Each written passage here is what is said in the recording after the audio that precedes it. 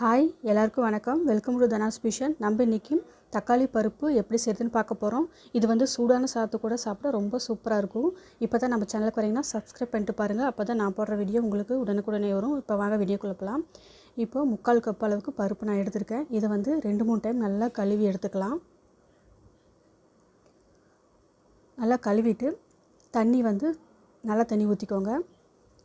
1/2 cup அளவுக்கு தண்ணி ஊற்றிக்கோங்க.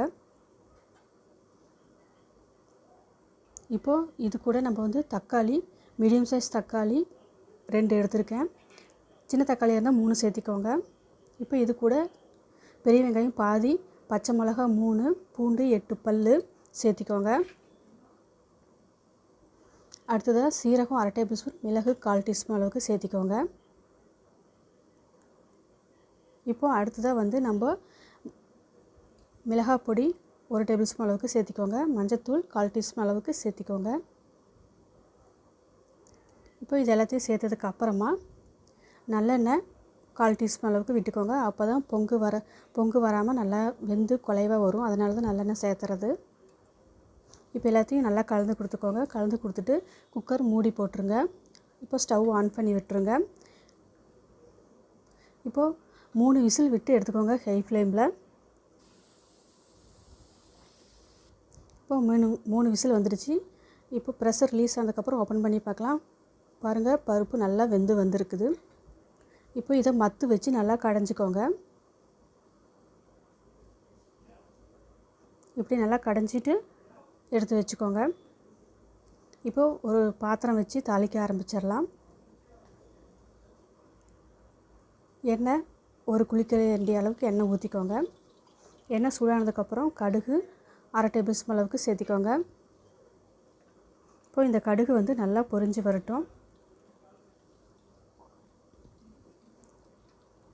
இந்த கடுகு நல்லா பொரிஞ்சு வந்ததுக்கப்புறமா இது கூட தாளிக்கிறதுக்கு அடுத்ததாக வந்து கருவேப்பிலை 1 கொத்து, வரமிளகா 2-3 கிள்ளி போட்டுக்கோங்க. இது நல்லா பொரிஞ்சு நல்லா வரட்டும். இப்போ வந்து பெருங்காயத்தூள் ஒரு 1/4 டீஸ்பூன் அளவுக்கு சேர்த்திக்கோங்க. இது கூட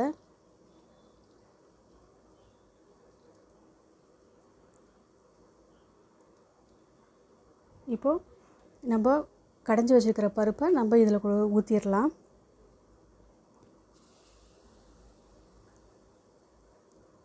பருப்பு எல்லாத்தையும் ஊற்றிட்டு இப்போது தண்ணி வந்து ஒரு 1/2 கப் அளவுக்கு குக்கரை நல்லா கழுவிட்டு இது கூட ஊற்றிக்கோங்க. இதுக்கு தேவையான உப்பையும் இப்போது 1/2 டேபிள் ஸ்பூன் அளவுக்கு சேர்த்திக்கோங்க. தண்ணியை 1/2 கப் ஊற்றிட்டு குக்கரையும் வந்து கொஞ்சம் கழுவிட்டு ஒரு 1/4 கப் அளவுக்கு தண்ணி விட்டுக்கலாம்.